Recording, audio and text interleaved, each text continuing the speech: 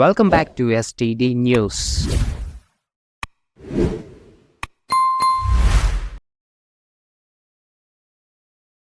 మన high court chief justice గారు ఒక జడ్జ్మెంట్ అనేది ఇచ్చారు. సో మీరు చూస్తుంటే 3-4 days back every officer in the AP conducted legal awareness regarding use of helmet. అంటే హెల్మెట్ ఎలా వాడాలి వాటి గురించి చాలా అవేర్నెస్ అనేది జరిగింది. మీరు పేపర్స్ కానీ న్యూస్ కానీ చూస్తుంటే మీకు తెలుస్తుంది. ఈవెన్ ఇన్ సూలూరుపేట ఆల్సో మన ఎస్ఐ గారు and advocates and one of the judge awareness అనేది కండక్ట్ చేశారు, like rally. First of all helmet అనేది ఎందుకు యూజ్ చేస్తున్నారు? ప్రొటెక్షన్ కోసం. అది ఎవరి కోసం? మీకోసమే కదా. ఇప్పుడు బయటకు వెళ్ళేటప్పుడు మీ ఫాదర్ కానీ మదర్ కానీ ఇన్సిస్ట్ చేసినప్పుడు మీరేం చెప్తారా? ఇక్కడే కదా మమ్మీ, 2-3 kilometers కూడా హెల్మెట్ కావాలా అనేసి చాలా మంది యూత్ నెగ్లెక్ట్ చేస్తున్నారు.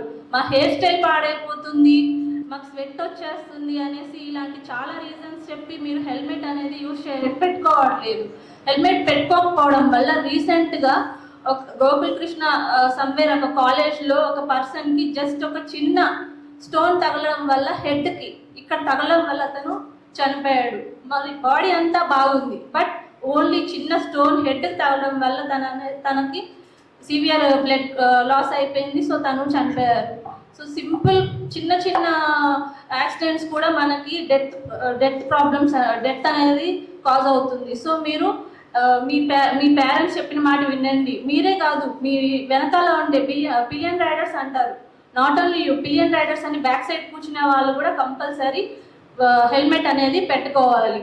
అబౌవ్ 4 years దాటిన ప్రతి చిల్డ్రన్, ఎవ్రీ పర్సన్ హెల్మెట్ అనేది మస్ట్ అండ్ షుడ్. మనం చాలా యంగ్ గా ఉండి ఈ ఆవేశపూరితతో ఉన్నటువంటి మన వయసు, ఉడుకుతున్నటువంటి రక్తంతో ఉన్నటువంటి మన యొక్క వయసు మనకు తెలియకుండానే బండిని చాలా స్పీడ్ గా వెళ్ళాలి.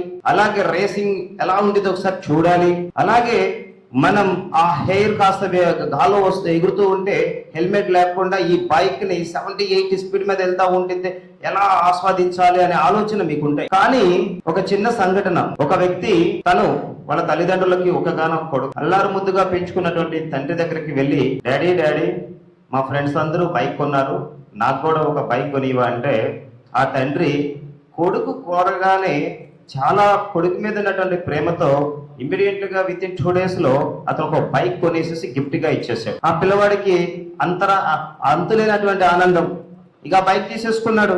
వెంటనే ఫ్రెండ్స్ ఒక ఇద్దరిని తీసుకున్నాడు. అరే ఈ రోజు మీకు పార్టీ ఇస్తున్నాను అని చెప్పేసి ఆ కాలేజ్ నుంచి టువర్డ్స్ బీచ్ సైడ్ వేగంగా వెళ్తున్నప్పుడు ఈ ట్రిపుల్ రైడింగ్ వల్ల ఓవర్ వెయిట్, ఆ బైక్ కెపాసిటీ 200 kgs, కానీ బైక్ మీద కూర్చుంది 240 వెయిట్. అది కంట్రోల్ చేయలేని పరిస్థితి.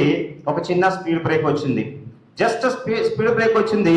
మనవాడు దాన్ని ఏం కాదులే అనే విధంగా, అంటే ఎక్సైటింగ్ లో ఉన్నాడు, ఫాస్ట్ వెళ్ళేసి ఆ స్పీడ్ బ్రేక్ గుద్దేశాడు. ఒక్కసారిగా బైక్ అలా 70 స్పీడ్ మీద ఉంది కదా, బైక్ ఎగిరినటువంటి ఆ బైక్ మీద లాస్ట్ లో కూర్చున్నటువంటి, చివర్లో కూర్చున్నటువంటి వ్యక్తి అలాగే కింద పడిపోయాడు. బండి నడుపుతున్నటువంటి వ్యక్తి ముందుకు వెళ్ళిపోయి తలెళ్ళి రోడ్డును గుద్దుకుంది.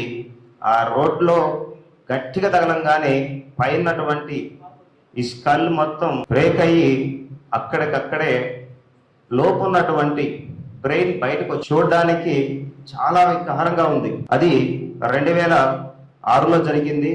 బాపట్ల ఇంజనీరింగ్ కాలేజ్, నా classmate, electronics and instrumentation student, నాతో పాటు చాలా ఎంసెట్ లో 2840 ర్యాంక్ వచ్చింది. ఎంసెట్ కౌన్సిలింగ్ లో free seat. Bapatla engineering college ఒక మంచి పేరు ఉంది. 2000 లో మంచి సీటు సంపాదించుకున్నాడు.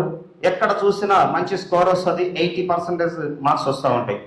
ఆ స్టూడెంట్ అక్కడికక్కడే చనిపోవడం జరిగింది. వెనకాల ఉన్నటువంటి స్టూడెంట్ బ్రెయిన్ లో బ్లడ్ క్లాట్ అయి దాదాపు 4 రోజులు కోమాలో ఉండి బయటపడ్డాడు. సబ్జెక్ట్స్ అన్ని పోయినాయి. సరైనటువంటి మతి స్థిమితం సరిగా లేనందువలన తల్లి, తండ్రి, అక్క, చెల్లి, తమ్ముడు వీళ్ళ వరకే గుర్తించగలడు. కానీ అతను విగత జీవుడుగా, దేనికి అంత ఉన్నటువంటి తెలివితేటలన్నీ గాల్లో వెళ్ళిపోయినాయి. ఆ మధ్యలో కూర్చున్నటువంటి వ్యక్తికి మాత్రం చెయ్యి ఫ్రాక్చర్ అయ్యింది, తలకు చిన్న దెబ్బ తగిలింది. అతను వచ్చి ముందర వ్యక్తి మీద పడటం వల్ల కొంతన సేవ్ అయ్యాడు. కానీ ఇది తప్ప ఎవరిది?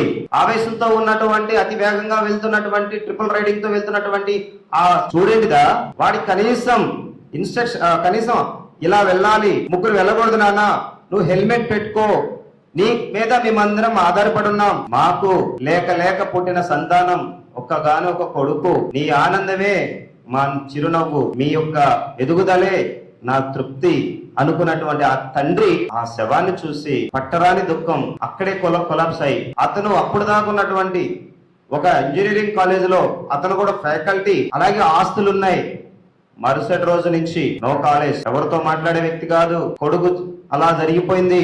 విగత జీవుడుగా ఇంట్లోనే పడి మంచాన్నే పడి చివరికి కాళ్ళు చేతులు పడిపోయే పరిస్థితి, పెరాలసిస్ స్ట్రోక్ వచ్చి శ్రీనివాసాచారి గారు ఆయన 2012లో చనిపోవడం జరిగింది. మా గురువు గారు మేమందరం వెళ్ళి చూసి అక్కడ కార్యక్రమాలను చూసుకోవడం జరిగినది. బైక్ మీద లేకపోతే ఇంకొక చోట మీరు హెల్మెట్ లేకుండా వెళ్ళడం వల్ల అక్కడ 2 ప్రాణాలు పోయినాయి. ట్రిపుల్ రైడింగ్ వెళ్ళడం వల్ల బైక్ అనేది ఓవర్ స్పీడ్ అవడం వల్ల, at the same time over load అవడం వల్ల బైక్ అదుపు చేయలేని పరిస్థితి.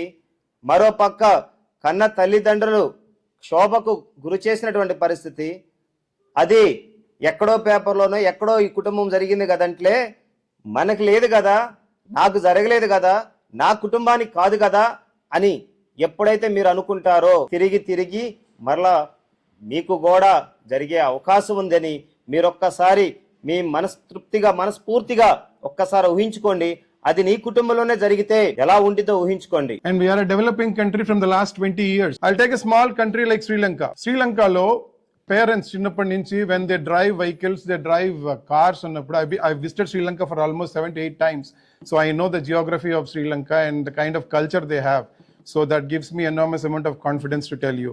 Sri Lanka lo zebra line unte vehicle stops. All vehicles stop. Zebra line లో వాళ్ళు వెళ్ళిపోయిన తర్వాత the vehicles run. సో పిల్లలకి చిన్నప్పటి నుంచి అదే నేర్పిస్తారు. అది శ్రీలంక లాంటి చిన్న కంట్రీలో. మనం ఇండియాలో వెళ్తాం అట్లా, we don't care for ambulances, we don't care for school premises, we don't care for children, we don't care for senior citizens. మనం ఎవరిని కేర్ చేయం. బండి ఎక్కేమంటే పరిగెత్తాలి 120లో. And mostly if there is a girl on the back, pillion rider అస్సలు కనిపించదు మనకి. నో నిజం, I tell you, that is how we have been built. అదే చెల్లి ఉంటే అంతే ఫాస్ట్ గా వెళ్తారా? చూడండి, మీరే చూడండి హౌ డెమనైజ్ వి ఆర్. అంటే ఎంత డెవిల్స్ లాగా ఉంటామో మనం. చెల్లి ఉంటే చాలా జాగ్రత్తగా వెళ్ళాలా, ఇంకొక అమ్మాయి వెనకాల ఉంటే మటుకి ఫాస్ట్ లో కనిపించాలి. Right, that's first thing. US లో I also visited US, so let me tell you about US. US లో ఏ పోలీస్ వాళ్ళు ఎవరిని అడగరు. స్పీడ్ లిమిట్స్ రోడ్ మీద ఉంటాయి. 30 అంటే 30 లోనే వెళ్ళాలి, 50 అంటే 50 లోనే వెళ్ళాలి. 50 కన్నా ఒక అడుగు అంటే 50 కన్నా ఓడోమీటర్ తిరిగింది అంటే వాళ్ళు వచ్చి చలాన్ ఆల్రెడీ కట్ అయిపోతుంది. So you see technology innovation there. On one side in Sri Lanka, small country, we're seeing a cultural evolution. On the other side in US we see a technological revolution. ఇప్పుడు ఇండియాలో అదే. The reason why we're here, there was a public interest litigation filed in the high court. ఏమని file అయిందంటే, that traffic violations చాలా జరుగుతున్నాయి, traffic rules ఎవరికి పాటించడం లేదు, చాలా యాక్సిడెంట్స్ దానివల్ల జరుగుతున్నాయని ఒక పబ్లిక్ ఇంట్రెస్ట్ లిటిగేషన్ వేస్తే, చీఫ్ జస్టిస్ ధీరజ్ సింగ్ ఠాకూర్ గారు, నినాల జయసూర్య గారు డైరెక్షన్స్ మేరకు, that we know that all our people are very much educated, but they have some loss of memory. బయటకు వస్తే మర్చిపోతారు. సో అందుకని ఒకసారి అవేర్నెస్ ఇవ్వండి. And the kind of public interest litigation ఎట్లా అంటే, దీంట్లో they are thinking about having on board cameras for the police also. All cameras installed on the every nook and corner of every place. So police వాళ్ళతో మనం మాట్లాడాల్సిన అవసరం లేదు. Police వాళ్ళు కూడా మీతో మాట్లాడరు. ఆ బండి రిజిస్టర్డ్ ఓనర్ ఎవరో, ఆ ఓనర్ కి ఆధార్ నెంబర్ ఉంటుంది, పాన్ నెంబర్ లింక్ అయి ఉంటుంది, కాబట్టి అకౌంట్ నుంచి డబ్బులు కట్టాయి. So that's the kind of system that we're getting now. On board cameras ఉంటాయి. ఇంతకుముందు దాకా లేదు సార్, వాడు వస్తున్నాడు కాబట్టి నేను ఇట్లా వచ్చినాను, నేను కావాలని చేయలేదు అనే ఆర్గ్యుమెంట్ కూడా రాదు. And with the new law system that is there, all video recordings are evidences, primary evidence in the court. So judge గారు ఆ ఎవిడెన్స్ చూస్తారు, చూసిన తర్వాత ఆటోమేటిక్ గా ఫైన్ అయిపోతుంది. And do you know how much of the fines? 1,000, 5,000, 10,000, 25,000. Your license may be revoked. The registration of the vehicle may be revoked. And and from 6 months to 3 years of imprisonment. Motor Vehicles Act లో 3 years of imprisonment దాకా ఉంది. 3 years ఎప్పుడు వస్తుందో చెప్తున్నాను. Supposing మీ mother father registered owner vehicle కి మీరు drive చేయట్లేదు, మీ ఫ్రెండ్ డ్రైవింగ్ ఇచ్చారు, మీ ఫ్రెండ్ కి లైసెన్స్ లేదు, మీకు లైసెన్స్ లేదు, ఆ ఫ్రెండ్ జూవినైల్ 18 years కన్నా తక్కువ ఉందారనుకోండి, ఓకే, కేసు పేరెంట్స్ మీద వస్తుంది, రిజిస్టర్డ్ ఓనర్స్ మీద వస్తుంది. నిజం చెప్తున్నాను, ఇప్పుడు మనం ఎవరంటే వారికి ఫ్రెండ్స్ కి ఇస్తాం వెహికల్, అరే నేను ఇప్పుడే వెళ్ళొచ్చేస్తాను రా అంటాడు, బయటకు వెళ్తాడు, వాడు ఎవరిని గుద్దేస్తాడు, ఆ వెహికల్ ఓనర్ మీద కేసు పడుతుంది, అట్ ద సేమ్ టైం అతని మీద కూడా కేసు పడుతుంది. మనం ఎంత జాగ్రత్తగా వెహికల్స్ నడుపుతున్నామో చూడండి. మనకు తెలియదు ఫ్రెండ్షిప్ అంటున్నాం కదా. I ask you A question, if supposing A head injury అయ్యింది మీ ఫ్రెండ్ కి, ఎవరైనా ఫ్రెండ్ హాస్పిటల్లో 3 months 4 months ఉంటారా అండి మీతో పాటు? మీ ఫ్రెండ్స్, సో కాల్డ్ ఫ్రెండ్స్ ఉన్నారు కదా, మీకు అందరికి ఫ్రెండ్స్ అంటున్నాం కదా మనము. ఒక హెడ్ ఇంజరీ అయ్యింది, లేకపోతే ఎవరితో అయ్యారు, మీ ఫ్రెండ్స్ ఒక 2 months హాస్పిటల్లో ఉంటారా మీతో పాటు? ఉంటారా? ఉండగలుగుతారా? వస్తారా? ఎవరు రారు. The only people who will be staying in the hospital ఎవరు తెలుసా? మీరు బాధించే మీ పేరెంట్స్, వాళ్ళ డబ్బులు ఖర్చు.